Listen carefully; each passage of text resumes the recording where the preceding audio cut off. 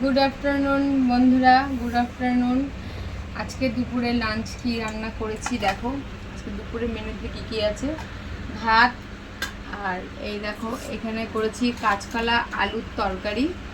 আর এদিকে আমি অনেক দেরি হয়ে গেছে আজকে, এদিকে তরকারি করেছি দেখো কী দিয়ে, এদিকে করেছি ডিমের ঝোল, কিন্তু সাথে কিন্তু পটল দিয়েছি।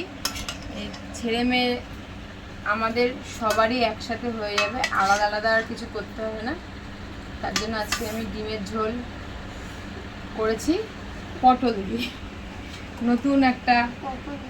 না, পটল দেবো না, তোমার জন্য এই আলু ছেলে মেয়েকে দিচ্ছি, ডিম আলু।